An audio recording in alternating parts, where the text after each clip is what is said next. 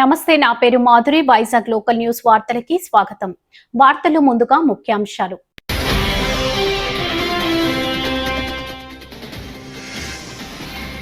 జగన్ సిగ్గు లేకుండా విరూపాక్షిని సమర్థిస్తున్నారు. మంత్రి కొలుసు పార్థసారథి ధ్వజం.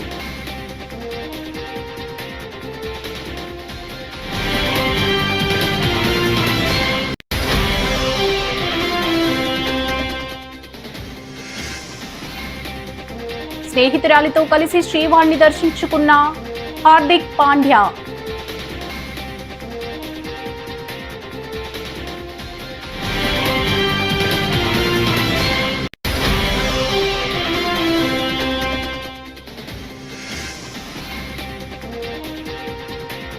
అవయవ మార్పిడి చికిత్సలు బోధన ఆసుపత్రిలోనూ ప్రత్యేక కార్యాచరణ సిద్ధం. మంత్రి సత్యకుమార్ యాదవ్.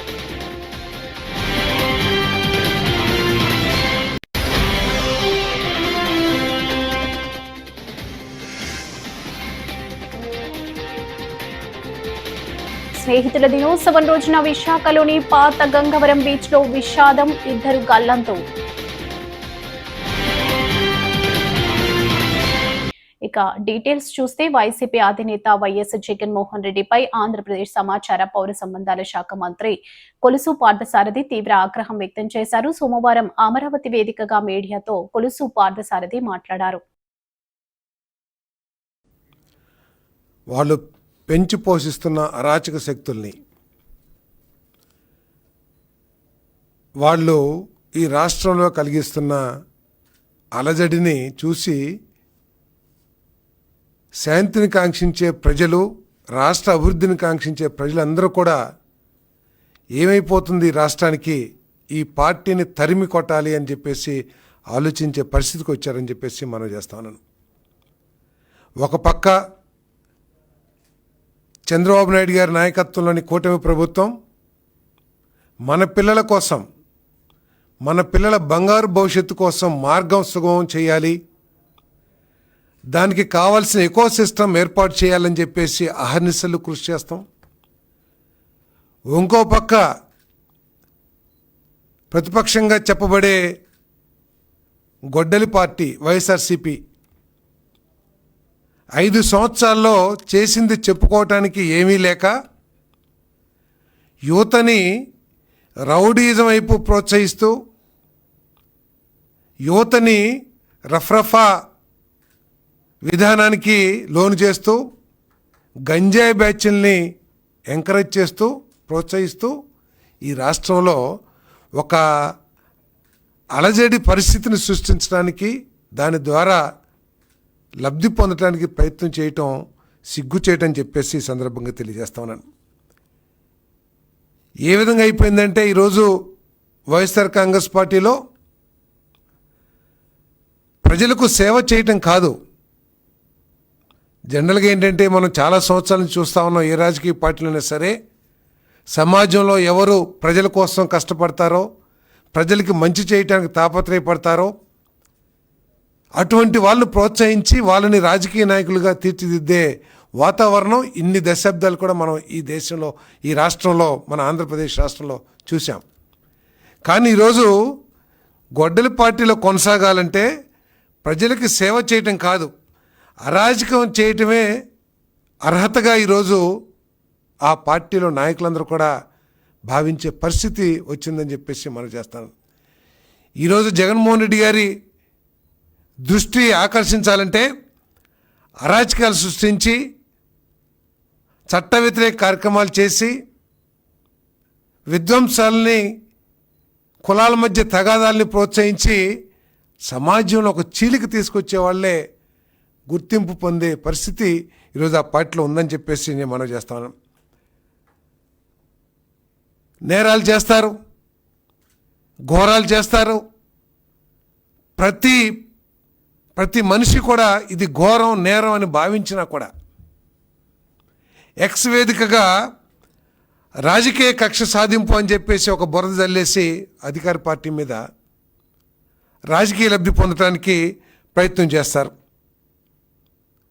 అసలు అక్కడ ఏం జరిగింది, అది కరెక్టా కాదా అనే వివక్షత లేకోకుండా, విచక్షణ జ్ఞానం లేకోకుండా మన పార్టీ వాడు ఏం చేసినా సరే అది ఒప్పే అని చెప్పేసే విధంగా ఎక్స్ వేదికగా చేసుకుని రాజకీయ కక్ష అని చెప్పేసి తప్పించుకుంటానికి రాజకీయ కక్ష సాధింపు చేస్తున్నారని తప్పించుకోవడానికి ప్రయత్నం చేస్తున్నారని చెప్పేసి మనం చేస్తాం.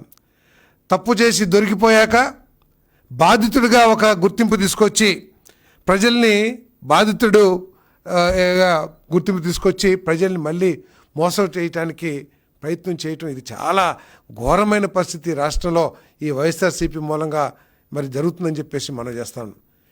వాళ్ళు ఎన్ని డ్రామాలు వేసినా ఎన్ని నాటకాలు వేసినా ఎంతో అనుభవజ్ఞం కలిగిన చంద్రబాబు నాయుడు గారి నాయకత్వంలో ఇటువంటి అరాచక శక్తుల్ని కోకటి వేళ్లతో పెకిలించి వేస్తా చట్టం తన పని తాను చేసుకుపోతుందని చెప్పేసి కూడా ఈ సందర్భంగా తెలియజేస్తూ మొన్న శ్రీకాకుళం జిల్లాలో ఒక అలజడి అంటే ఈ పార్టీకి రోజు ఏదో ఒక అలజడి వాతావరణం ఉంటే కానీ ఆయన నిద్రపోడేమో అనిపిస్తూ ఉంది.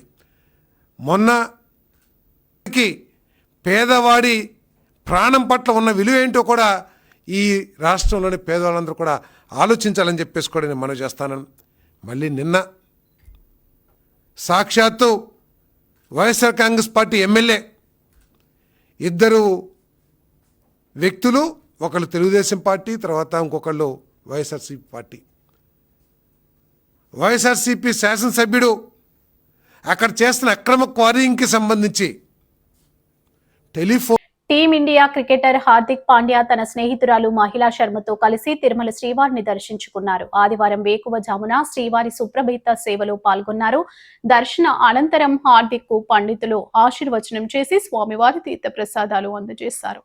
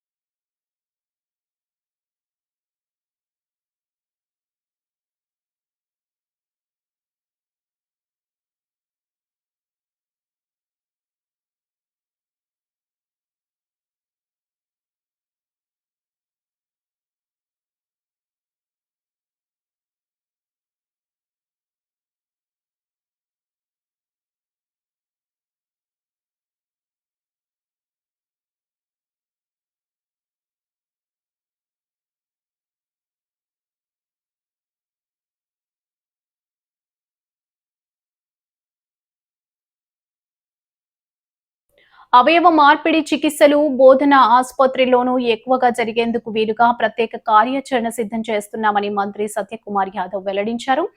జాతీయ అవయవ దాన దినోత్సవ సందర్భంగా ఆదివారం విశాఖలోని ఏయూ కన్వెన్షన్ సెంటర్లో జీవన్ దాన్ నిర్వహించిన రాష్ట్ర స్థాయి అవగాహన కార్యక్రమంలో మంత్రి మాట్లాడారు.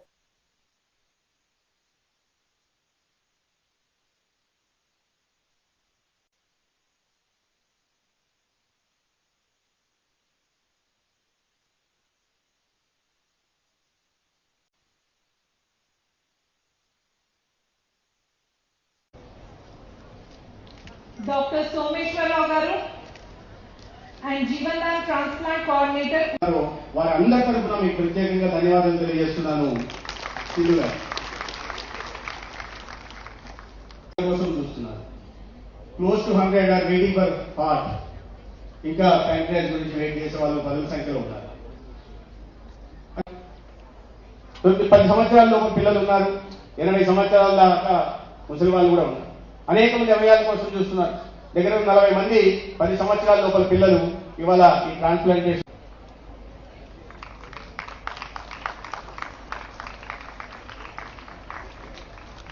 and the PRO of Jeevan Dan.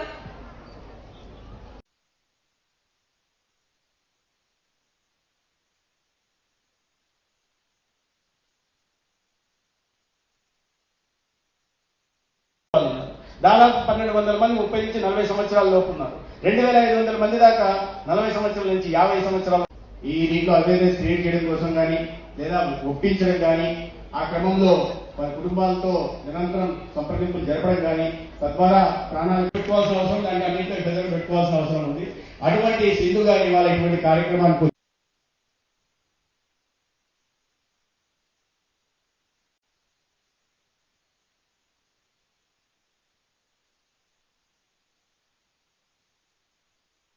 Flight ఉంది, మిస్ అయిపోతుంది. ఆగస్టు 3వ తేదీ జాతీయ అవయవ దానం దినోత్సవం సందర్భంగా ఇవాళ ఈ Visakhapatnam institute of medical sciences director మరియు జీవన్ దాన్ చీఫ్ కోఆర్డినేటర్ గారి ఆధ్వర్యంలో ఇవాళ విశాఖపట్నంలో ఒక అవగాహన కార్యక్రమాన్ని ఒకరోజు ముందుగా నిర్వహించడం జరిగింది. దీంట్లో ఇవాళ దీని ప్రధాన ఉద్దేశం ప్రజల్లో అవయవ దానం పట్ల అవగాహన కలిగించడం. రెండోది, ఈ మతపరమైన లేదా సామాజిక పరమైన అంశాలు ఏవైతే ఉన్నాయో, స్టిగ్మా, కొన్ని మిత్స్ ఏవైతే ఉన్నాయో వాటిని దూరం చేస్తూ ఒక మంచి కార్యక్రమంలో ఎవరైనా బ్రెయిన్ డెడ్ కేసెస్ ఉంటే ఆ కుటుంబ సభ్యులు ముందుకొచ్చి 8 రకాల అవయవాలు దానం చేయడం వల్ల 8 జీవితాలను నింపడానికి అవకాశం ఉంది. కాబట్టి అన్నిటికన్నా మించిన దానం ప్రాణదానం అనే ఉద్దేశంతో దీని మీద ప్రత్యేకంగా దృష్టి పెట్టడం జరిగింది. ఈ అవగాహన కార్యక్రమంలో మనం అందరం గర్వించదగ్గ తెలుగు బిడ్డ షట్లర్ పివి సింధు గారు ఇవాళ భాగస్వామ్యం వహించడం, భవిష్యత్తులో కూడా వీటిని తీసుకెళ్లి ప్రజల్లోకి అవగాహన కల్పించే దిశగా ప్రయత్నం చేస్తానని వారు చెప్పడం నిజంగా ఈ సందర్భంగా నేను వారిని ప్రత్యేకంగా అభినందిస్తున్నాను. గతంలో ఎన్డీఏ ప్రభుత్వం వచ్చే నాటికి దాని ముందు సంవత్సరం 2023 సంవత్సరంలో 41 అవయవ దానం చేయడానికి ముందుకొస్తే 150 దాకా ట్రాన్స్ప్లాంటేషన్లు జరిగాయి. దాని కూటమి ప్రభుత్వం చంద్రబాబు నాయుడు గారి నాయకత్వంలో, పవన్ కళ్యాణ్ గారి నాయకత్వంలో పెట్టిన ప్రత్యేక శ్రద్ధ కారణంగా ఇవాళ ఆ సంఖ్య కాస్త పోయిన సంవత్సరం 24 ఆర్థిక సంవత్సరంలో క్యాలెండర్ ఇయర్లో 66 మంది ముందుకు వస్తే 25 ఆర్థిక సంవత్సరం క్యాలెండర్ ఇయర్లో దాదాపు 93 మంది వస్తే 300కు పైగా ట్రాన్స్ప్లాంటేషన్లు జరిగాయి. అదేవిధంగా రాష్ట్రంలో ప్రభుత్వ వైద్యశాలల్లో కేవలం 3 మాత్రమే ఆర్గాన్ ట్రాన్స్ప్లాంటేషన్ సెంటర్స్ ఉంటే ఆ సంఖ్యని 6 పెంచి 9 తీసుకెళ్లడం జరిగింది. అంటే ప్రభుత్వం ప్రత్యేకంగా వీటి మీద దృష్టి పెట్టింది. అవయవాలు దొరకని కారణంగా ఎవరు ప్రాణాలు కోల్పోకూడదనే దీని మీద పనిచేస్తూ ఉంది. ప్రధానంగా ఇవాళ 5,900 మందికి పైగా వివిధ అవయవాల కోసం ఎదురు చూస్తున్నారు. అది కిడ్నీ కానీ, లివర్ కానీ, గుండె సంబంధం కానీ, ప్యాంక్రియాస్ కానీ. అయితే ఆ స్థాయిలో అవయవదానం చేయడానికి ముందుకు రాని నేపథ్యంలో ఇవాళ అవగాహన కల్పిస్తున్నాం. బ్రెయిన్ డెడ్ కేసెస్ ఏవైతే ఉంటే వాటిని ప్రజలు వాళ్ళు అవగాహన కలిగించడం కాక కుటుంబ సభ్యులను ఒప్పించి ముందుకు వచ్చేలాగా, తద్వారా ఒక 8 ప్రాణాలను నిలిపెట్టే దిశగా కూడా ప్రయత్నాలు తీసుకుంటా ఉన్నాం. అంటే గతంలో మేము వచ్చినప్పుడు అవయవదానం చేసిన వారికి దాని ముందు ప్రత్యేకమైన గుర్తింపు ఉండేది కాదు, గౌరవం ఇచ్చే పరిస్థితి ఉండేది కాదు.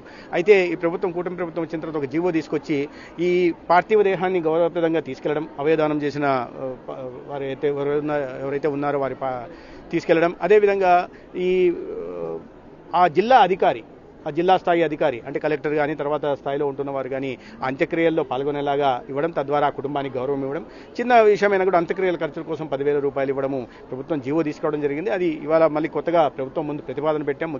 గౌరవ ముఖ్యమంత్రి గారి ఎదురుగా అది 10,000 రూపాయలని 1,00,000 రూపాయలు చేయాలని, అవకాశం ఉన్న చోట సాధ్యాసాధ్యాలను పరిశీలించి ఆ కుటుంబంలో అర్హులైన వారు ఎవరైనా ఉంటే వాళ్ళకి కాంట్రాక్ట్ బేసిస్లో కానీ లేదా అవుట్సోర్సింగ్ బేసిస్లో కానీ ఉద్యోగం కూడా ఇస్తే ఆ కుటుంబానికి న్యాయం చేసినట్టుగా ఉంటుంది. తద్వారా విస్తృతంగా ఈ ఒక మంచి పవిత్ర కార్యక్రమాన్ని ప్రజల్లో తీసుకెళ్లడానికి అవకాశం ఉంటుంది. అవగాహన కార్యక్రమాలు ఇంకా మన స్టేట్లో ఎక్కడైనా స్టార్ట్ జరుగుతున్నాయి, అన్ని జిల్లాల్లో జరుగుతున్నాయి. ఎందుకంటే దీంట్లో అనేక ఎన్జిఓలు పనిచేస్తున్నాయి. జీవన్ దాన్ మాత్రమే కాకుండా అనేక ఎన్జిఓలు పనిచేస్తున్నాయి, రెడ్ క్రాస్ పనిచేస్తుంది. దీని మీద ప్రత్యేకంగా ఉంటున్న వారు కూడా చాలా మంది ఉన్నారు. మా ఈ కోఆర్డినేటర్లు ఎవరైతే ఉంటున్నారో వాళ్ళందరూ కూడా విస్తృతంగా వీటిని ప్రచారం చేస్తున్నారు. అయితే మరింత విస్తృతంగా ముందుకెళ్లాలంటే మీడియా అవసరం ఉంది. 13వ తేదీ ఈ సంవత్సరం అంతర్జాతీయ అవయవ దాన దినోత్సవం ఇంటర్నేషనల్ ఆర్గాన్ డొనేషన్ డే కాబట్టి దీన్ని విస్తృతంగా ఈ 10 రోజుల పాటు నిర్వహించాలని, ఇది ఒక రోజుకు ఒక వారానికి పరిమితం కాకుండా ప్రజల్లో దీని మీద చర్చ జరిగేలాగా సభ్యులు ఉన్న బ్రెయిన్ డెడ్ కేసులు, ఎందుకంటే అవగాహన లేని కారణంగానే చాలా మంది ముందుకు రావట్లేదు. ఆ అవగాహన కల్పిస్తే మరీ ముందుకు వస్తారు, అనేక ప్రాణాలను నిలబెట్టడానికి కూడా అవకాశం ఉంటుంది. ఆ దిశగా ప్రభుత్వం ప్రయత్నాలు చేస్తుంది. ఇప్పుడు 9 సెంటర్లు చేశాం ట్రాన్స్ప్లాంటేషన్ సెంటర్ని, దాన్ని మరింత బలపరుస్తూ ఇంకో 12 టీచింగ్ హాస్పిటల్స్లో కూడా చేయాలని ప్రయత్నం చేస్తున్నాం. ప్రతి ఒక్కరే బ్రాండ్ అంబాసిడర్ కాకుండా సమాజంలో ప్రతిభావంతులైన వాళ్ళు ఎవరైతే సమాజం మీద ప్రతిభావంతులంటే ప్రభావం చూపగలిగిన వాళ్ళు చాలా మంది ఉన్నారు. గతంలో చిరంజీవి గారు కూడా మాట్లాడారు, ఇవాళ సింధు గారు మాట్లాడున్నారు. అదేవిధంగా సినిమాకి సంబంధించిన సెలబ్రిటీస్ కానీ లేదా స్పోర్ట్స్ రంగంలో ఉంటున్న సెలబ్రిటీస్ని కానీ ఈ పవిత్రమైన కార్యంలో భాగస్వాములు కావాల్సిందిగా మేము కోరుతున్నాం. చాలా మంది ముందుకు రావడానికి ఉన్నారు. అందుకని ఈ రీల్స్ ద్వారా యువతని, ప్రధానంగా యువతలో అవగాహన కల్పించడం కోసం ఈ టెక్నాలజీని వాడుకొని ఇవాళ ఏవైతే సోషల్ మీడియా హ్యాండిల్స్ ఉన్నాయో వాటి ద్వారా కూడా విస్తృత ప్రచారం కల్పించాలనుకుంటున్నాం. దాని మీద విచారణ స్నేహితుల దినోత్సవం రోజున విశాఖలోని పాత గంగవరం బీచ్ లో విషాదం చోటు చేసుకుంది. స్నేహితుల దినోత్సవం సందర్భంగా ఫోటోషూట్ కోసం బీచ్ కు వెళ్లిన 7 స్నేహితుల్లో 2 గల్లంతయ్యారు. అలల ఉధృతి ఎక్కువగా ఉండటంతో నీతు, దామోదర్ సముద్రంలో గల్లంతయ్యారు. ఘటనపై న్యూ పోర్ట్ పోలీసులు కేసు నమోదు చేసి దర్యాప్తు చేస్తున్నారు.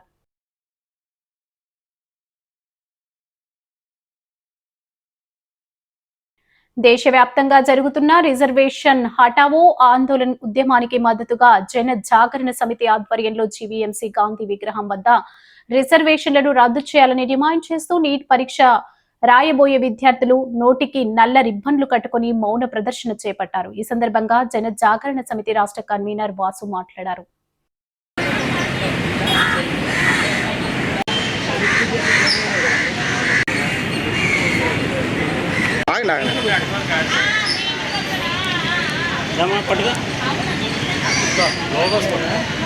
ఎస్ఎల్ఎన్ వాసు జనజాగరణ సమితి రాష్ట్ర కన్వీనర్.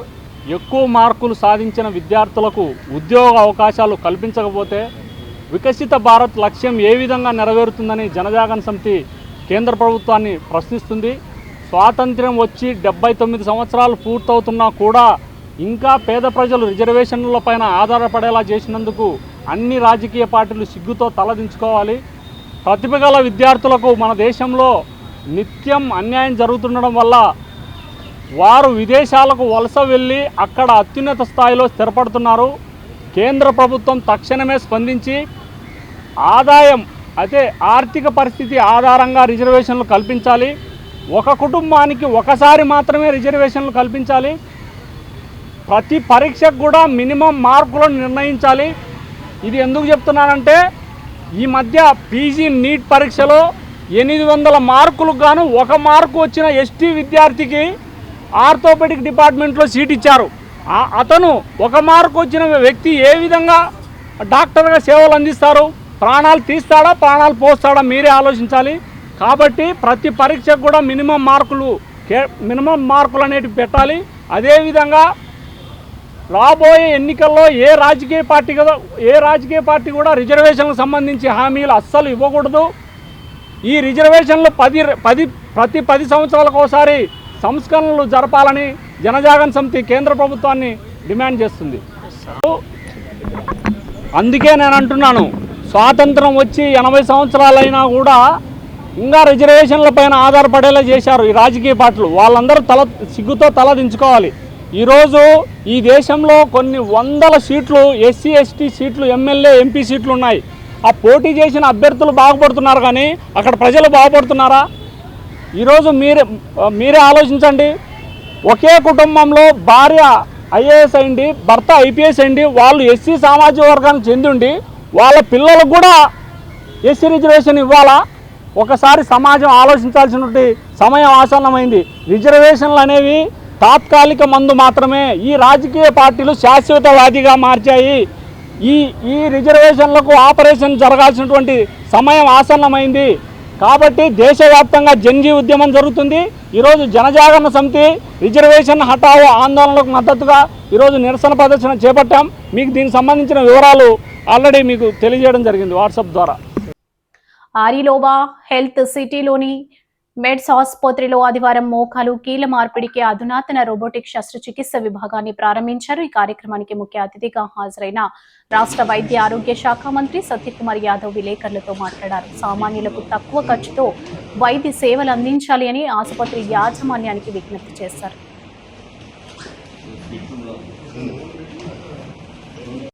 అలాగే ఏదో ఒక 5 స్టార్ హోటల్ లాగా ఉంది. దాంతోపాటు ఇందాక live robotic surgery, active robotic surgery చేయటానికి ఒక మంచి రోబోటిక్ సిస్టమ్ ని తీసుకుని వచ్చిన శిరీష గారికి, మెడ్స్ యాజమాన్యానికి, డాక్టర్ వర్మ గారికి, మా గౌరవ మంత్రివర్యులు సత్యకుమార్ యాదవ్ గారి చేత ఈరోజు ఇనాగ్రేట్ చేయడం జరిగింది. అట్లాగే వంశీకృష్ణ గారు కూడా వచ్చారు. ఇంకా మిగిలిన డాక్టర్స్ అందరూ కూడా దీంట్లో పార్టిసిపేట్ చేసినందుకు మంచి ఆధునికమైన వైద్యము అందించడానికి ఈ మెడ్సీ హాస్పిటల్ ముందు ఉంటుంది అనే భావన వచ్చేటట్టు ఉంది. తప్పనిసరిగా ఆ యాజమాన్యానికి మరి ఒక్కసారి నేను వారందరికీ కూడా విషెస్ తెలియజేసుకుంటూ ఈ ఏదైతే 100 సర్జరీస్ కొంత డిస్కౌంట్ తోటి చేస్తున్నారో దాన్ని కూడా ప్రజలు దాన్ని ఉపయోగించుకోవాల్సిందిగా నేను కోరుకుంటున్నాను. నమస్కారం.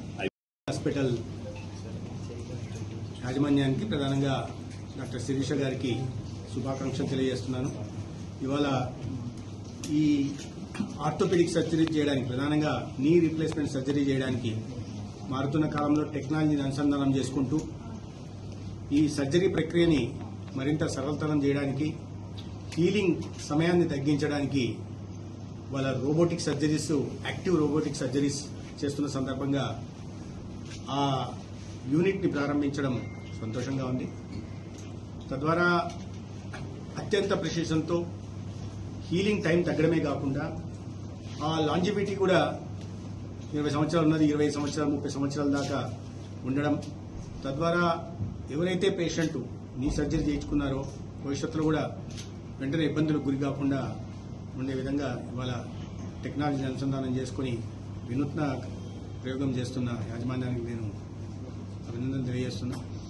ఇవాళ టెక్నాలజీ అనేది అన్ని రంగాల్లో లాగా ప్రధానంగా వైద్య రంగంలో ఒక విప్లవాత్మకమైన మార్పులు తీసుకురాబోతోంది. టెక్నాలజీని అనుసంధానం చేసి అనేక ప్రక్రియలు, ఇంటర్వెన్షన్స్ గతంలో ఏవైతే ఉండేవో వాటినన్నింటినీ మరింత సులభతరం చేయడమే కాకుండా ప్రెసిషన్తో చేయడానికి కూడా అవకాశం ఉంది. గతంలో క్యాన్సర్ పరీక్షలు చేయాలంటే చాలా ఇబ్బందికర పరిస్థితులు ఉండేవి. ఇవాళ టెక్నాలజీ మారిన కారణంగా, ప్రధానంగా ఆర్టిఫిషియల్ ఇంటెలిజెన్స్, మెషిన్ లెర్నింగ్ కారణంగా కొత్త టూల్స్ వస్తున్నాయి, సొల్యూషన్స్ వస్తున్నాయి. చాలా సులభతరంగా కూడా డిటెక్షన్ అనేది చేయడానికి అవకాశం ఉంటుంది. అనీమియా కావచ్చు, క్యాన్సర్ కావచ్చు, టీబీని కూడా గతంలో చేయాలంటే ఎక్స్రే మిషన్ తీసుకెళ్లి చేయాల్సిన అవసరం. ఇప్పుడు ఒక ఫోన్ ముందర పెట్టడం ద్వారా దగ్గితే దాన్ని బట్టి టీబీ ఉంది, ఏ శాతం ఉంది, ఎంత శాతం ఉంది అని కూడా గుర్తించడానికి అవకాశం ఉంది. దీన్ని ప్రధానంగా దృష్టిలో ఉంచుకొని ఈ మార్పుల్ని ప్రభుత్వ సంస్థల్లో కూడా తీసుకురావడం కోసం గౌరవ ముఖ్యమంత్రి చంద్రబాబు నాయుడు గారి నాయకత్వంలో రాష్ట్రంలో ఒక కమిటీ అండ్ అప్లైడ్ టెక్నాలజీస్ని నియమించి దాంట్లో ఐసీఎంఆర్, అదేవిధంగా ఐఐటికి సంబంధించిన సైంటిస్టులను పెట్టి, ఎక్స్పర్టీస్ కమిటీని కూడా పెట్టి వీటిలో ఈ కొత్తగా వినూత్నంగా స్టార్టప్స్. వార్తలు ముగించే ముందు ముఖ్యాంశాలు మరోసారి.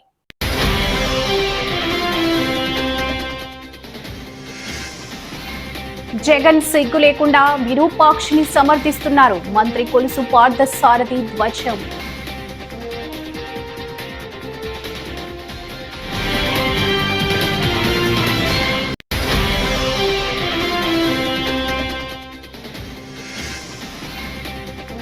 స్నేహితురాలితో కలిసి శ్రీవాణ్ణి దర్శించుకున్న హార్దిక్ పాండ్యా.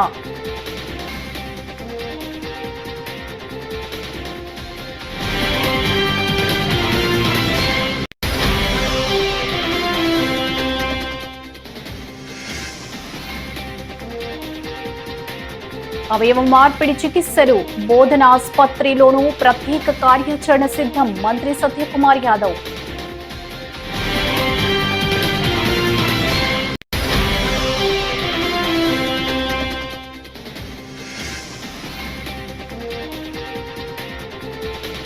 స్నేహితుల దినోత్సవం రోజున విశాఖలోని పాత గంగవరం బీచ్ లో విషాదం, 2 గల్లంతు.